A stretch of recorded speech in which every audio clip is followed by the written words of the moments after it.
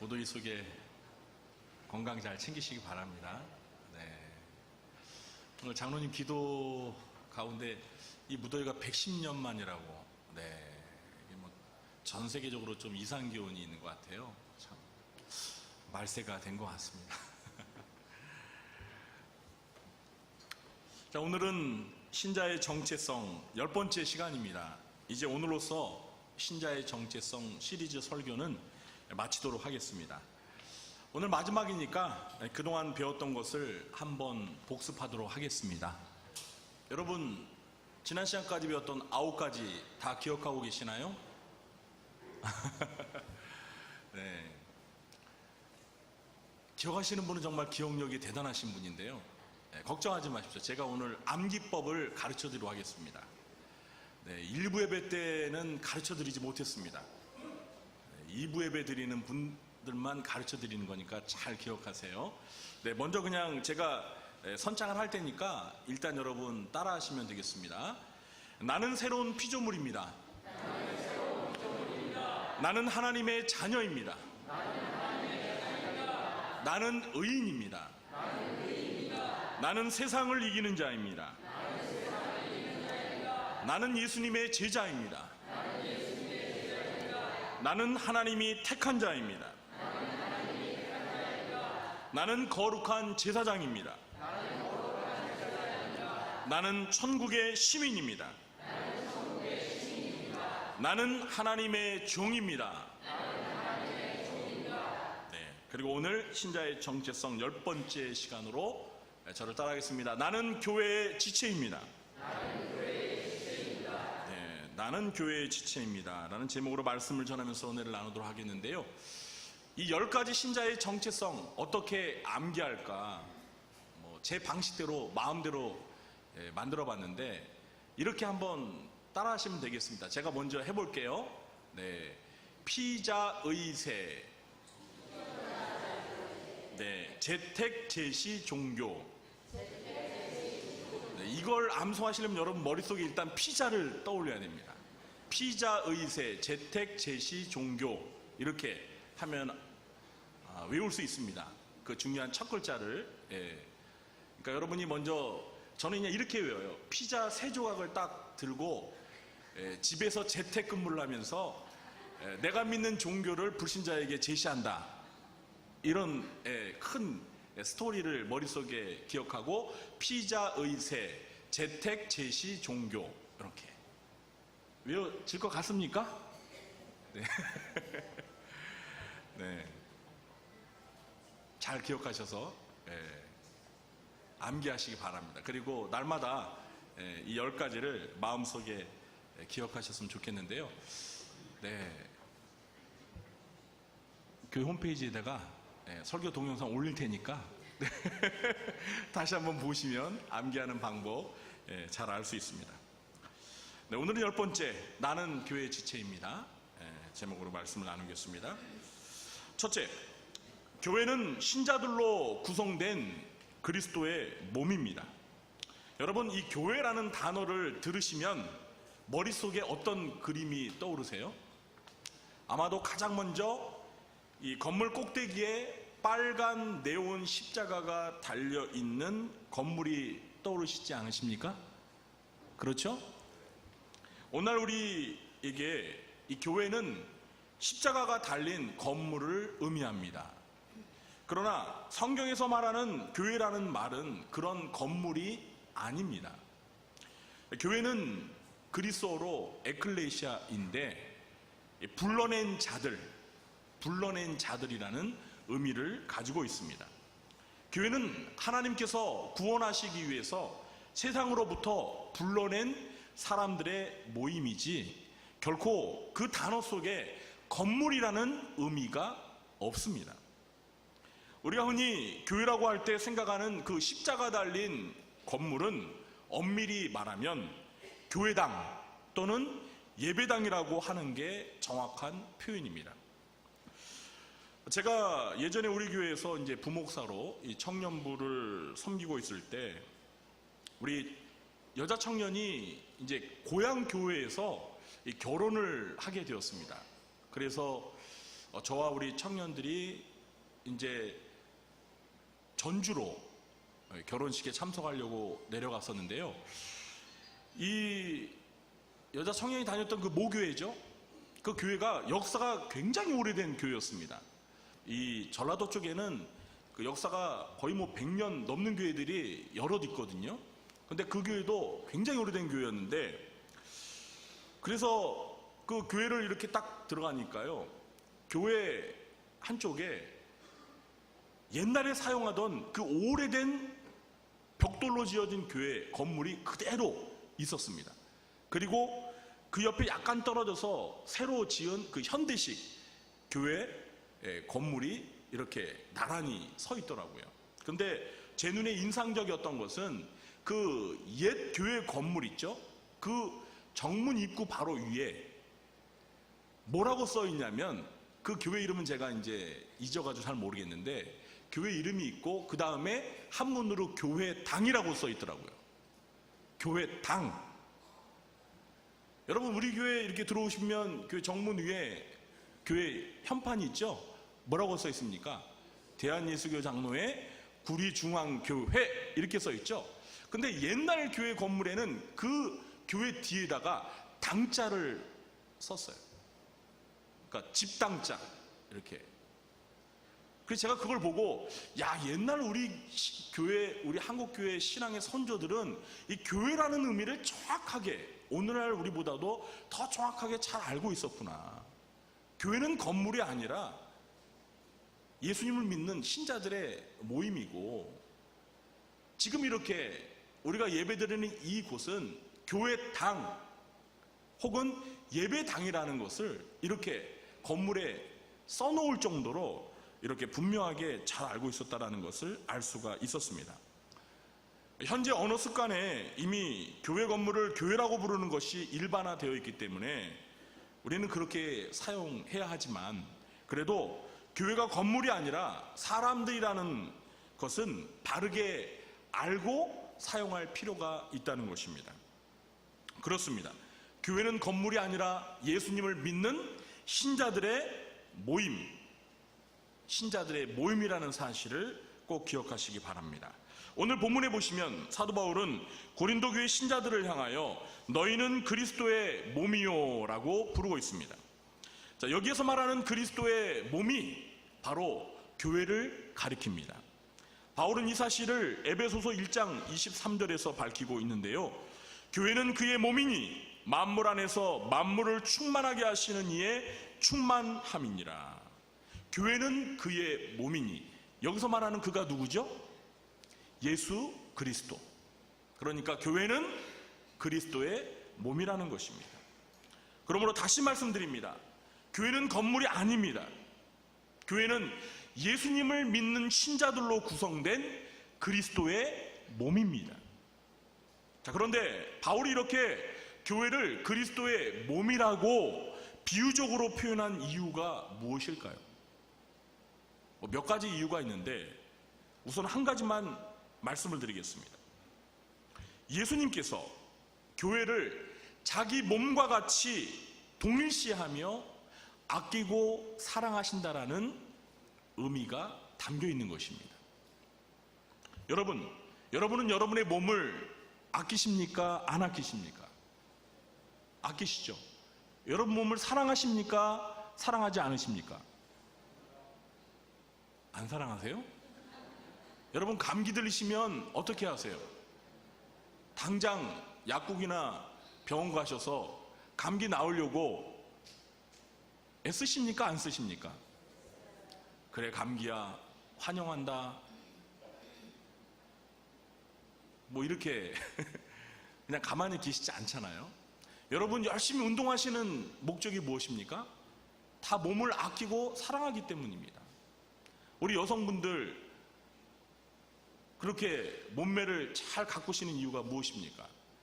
다 내 몸을 사랑하기 때문 아닙니까? 네, 아니셨군요.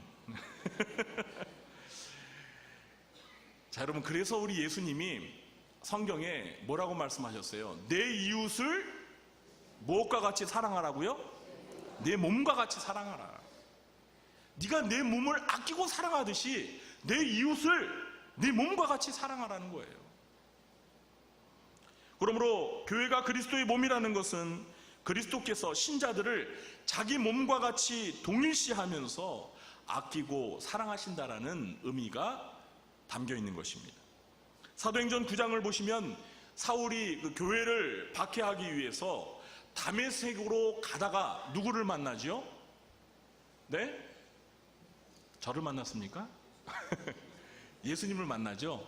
부활하시고 승천하신 예수님을 다메섹 도상에서 만났습니다. 그때 예수님께서 사울에게 하신 말씀이 무엇이었죠? 사울아 사울아 어찌하여 네가 나를 박해하느냐, 이렇게 말씀하셨습니다. 그런데 여러분, 그 예수님의 말씀이 맞습니까? 여러분, 바울이 예수님을 박해했나요? 여러분, 바울이 활동했을 당시에는 예수님은 이미 부활 승천하셨어요. 사도행전 1장에서 예수님은 이미 부활 승천하셨습니다. 그 후에 사도 바울이 등장한 거예요. 물론 이제 예수를 믿기 전에는 바울이 아니라 사울이었죠. 바울이 박해한 것은 예수님이 아니라 예수님을 믿는 그리스도인들, 신자들을 박해한 거예요.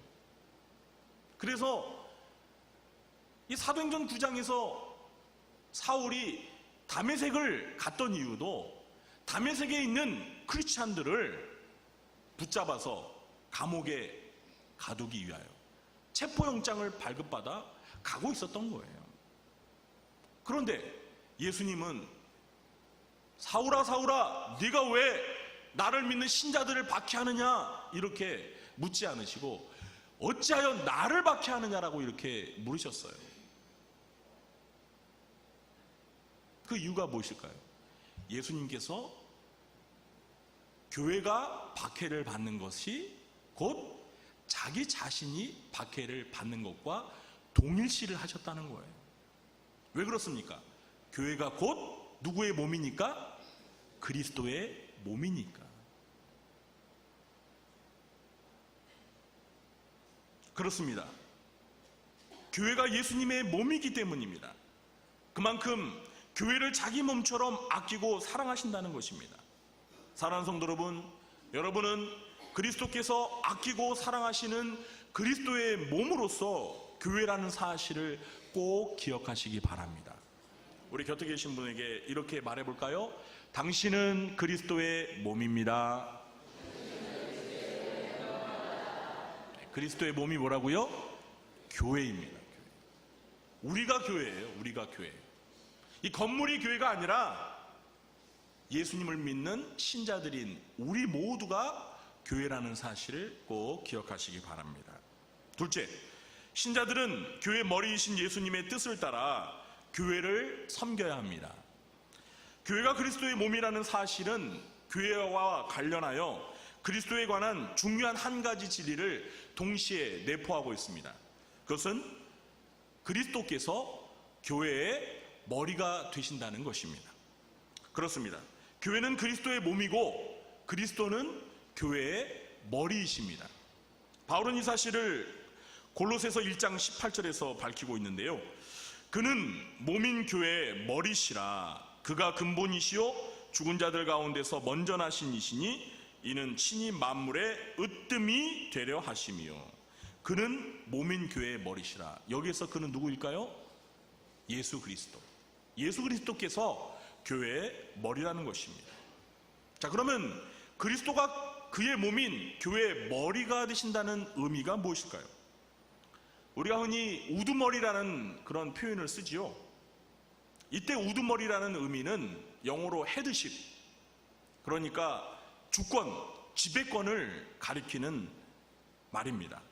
그러므로 그리스도께서 교회의 우두머리, 교회의 머리가 된다는 말은 그리스도께서 교회를 다스리시는 수장, 곧 왕 또는 주인이 된다는 의미입니다. 그렇습니다. 교회의 주인은 사람이 아니라 누구라고요? 예수 그리스도이십니다. 예수님만이 교회를 다스리시는 유일한 교회의 머리이십니다. 여러분, 목사가 교회의 머리가 아닙니다. 목사가 교회의 주인이 아닙니다. 어떤 교회는 목사가 교회를 개척해서 세웠다고 해서 목사가 교회의 주인 행세를 하는 경우가 있습니다. 그러나 이건 잘못된 것입니다. 목사 자신이 교회를 개척해서 세웠다고 해서 그 교회를 자기 마음대로 사고 팔고 합니다. 또 목사가 교회를 개척해서 세웠다고 해서 목사가 은퇴할 때 자기 아들에게 교회를 물려줘요. 세습해줘요. 이것도 잘못된 거예요. 여러분, 오늘날 많은 교회들이 이렇게 자기 아들에게 교회를 세습해줘서 얼마나 많이 교회가 지탄을 받고 있습니다. 이건 모두 잘못입니다.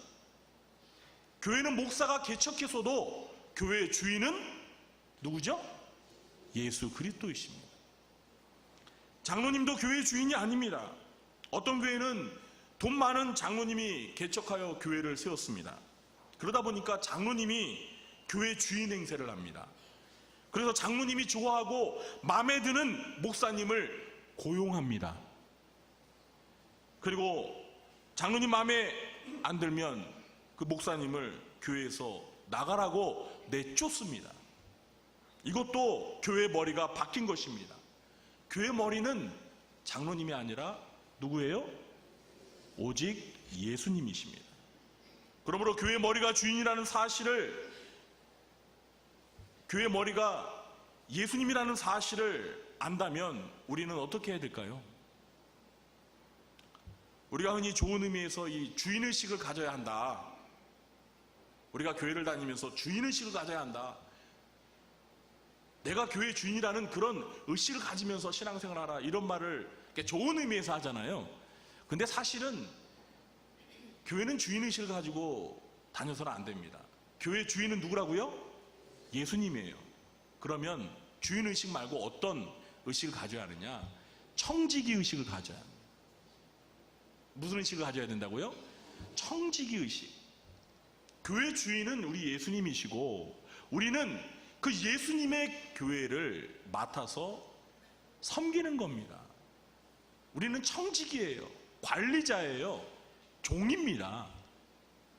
그렇기 때문에 교회는 신자들이 바라는 대로 교회를 만들어가는 것이 아니라 교회의 주인이신 예수님께서 바라시는 교회를 만들어 가야 하는 것입니다. 우리 구리장교회는 예수님이 바라시는 교회를 만들어가는 교회가 되도록 교회 청지기들인 우리 성도님들 모두가 주님이 바라시는 아름다운 교회를 만들어 가시게 되길 주님의 이름으로 축원합니다. 네. 마지막 셋째, 신자들은 그리스도의 한몸된 지체임을 알고 서로 사랑해야 합니다. 사도 바울은 오늘 본문에서 너희는 그리스도의 몸이요 지체의 각 부분이라 이렇게 말하고 있습니다. 자, 신자들의 모임으로서 교회는 전체적으로 볼 때는 그리스도의 몸입니다. 그러나 그리스도의 몸을 구성하는 그 신자들 개개인은 몸에 있는 지체의 각 부분이라는 것입니다. 여러분, 우리 몸에는 여러 지체가 있습니다. 흔히 사지백체라고 하죠. 사지백체. 그러니까 우리 몸에 100가지가 되는 그런 많은 지체들이 있다는 거예요. 이렇게 몸을 구성하고 있는 다양한 신체의 여러 기관들이 바로 신자 개개인이라는 것입니다. 그래서 교회를 구성하는 신자 개개인은 교회의 지체인 것입니다. 이렇게 사도 바울이 고린도전서 12장에서 교회를 그리스도의 몸으로 비유하면서 신자들 개개인을 몸인 교회의 지체라고 비유적으로 설명한 이유가 무엇일까요? 그 이유는 몸의 여러 지체들이 발음이 안 됩니다. 몸의 여러 지체들이 각각 따로따로 분리된 존재가 아니라 모두가 한 몸에 달려있는 소중한 존재라는 사실을 강조하고자 했던 것입니다. 여러분, 우리 몸에 있는 지체 중에서 쓸모없는 지체가 있습니까? 없습니까? 정말 없습니까? 네, 저는 있는 것 같아요. 저는 이 잠을 잘 때요, 이렇게 얌전히 그렇게 이렇게 누워서 자는 그런 스타일이 아닙니다. 네, 제 아내는요, 이 시체형 잠을 잘 때 시체형 이렇게, 이 말이 뭐냐면 잠을 딱 누우면 그냥 안 움직여요. 꼭 예, 죽은 시체처럼 그냥 가만히 얌전히 자요. 근데 제 딸과 저는 잠을 잘 때 얌전히 안 잡니다. 그냥 온 방을 청소하면서 사방팔방을 그냥 막 이렇게 돌아다니면서 막 그냥 방을 깨끗이 싹 쓸면서 청소부형, 네. 이게 자는 스타일이 다 다른데, 어쨌든 제가 이렇게 잠버릇이 좀 안 좋다 보니까 몸을 막 뒤척이면서 자다 보면은요, 좀 거추장스러운 게 있어요. 이 양팔이 거추장스러워요. 여러분 그런 생각 하신 적 없어요? 아, 저는 그래요. 저는 막 이렇게 뒤척여서 자다 보면 이 팔이 있잖아요. 되게 불편해요. 그래서 자기 전에 이 팔을, 양팔을 딱 떼었다가 이렇게 놔두고 팔 없이 이렇게 막 마음대로 막 뒹굴면 얼마나 좀 편할까, 이런 생각을 해볼 때가 정말 있거든요. 네, 공감을 안 하시네. 그런데 여러분, 정말 제가 생각하는 대로 그렇게 양팔이 없다고 생각해 보세요. 모르겠어요. 잠을 잘 때는 그렇게 마음대로 뒹굴 수 있어서 좋을지 모르겠지만, 여러분 잠자다가 화장실을 가고 싶어서 이렇게 잠을 깨가지고 일어나려고 할 때 양팔이 없다고 생각해 보세요. 아니, 양팔이 있어야지 이렇게 방바닥을 딛고 일어나가지고 일어서는데, 팔이 없으면 어떻습니까? 어떻게 일어나요? 네? 그냥 이렇게 배 힘으로 일어납니까? 네, 저는 배가 나와서 잘 안 되더라고요.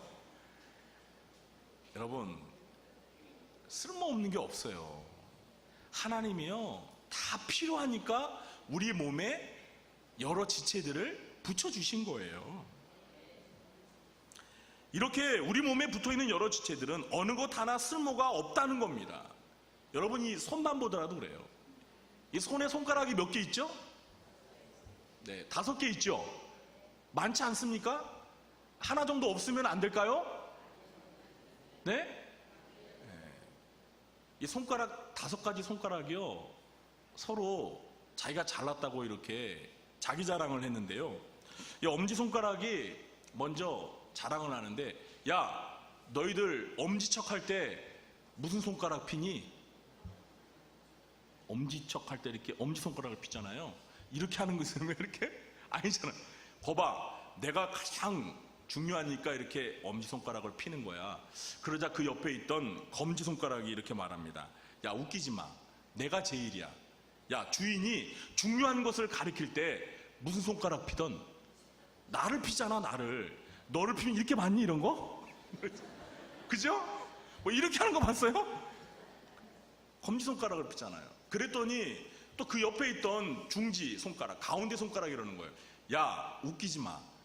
야, 너희들 중에 나보다 키 큰 손가락 있어? 죄송합니다. 이게 나보다 키 큰 놈 있으면 나와봐. 까불고 있어. 내가 제일 중요하지. 이러면서 또 자랑을 해요. 그러니까 그 옆에 있던 이게 뭐예요? 네, 약지 손가락이 또 말합니다. 야, 니네들 참 웃기다. 야, 까불지 마. 주인이 비싼 금반지, 다이아몬드 반지 어디다 끼든 나한테 끼잖아, 나한테. 그건 내가 그만큼 중요하다는 거지.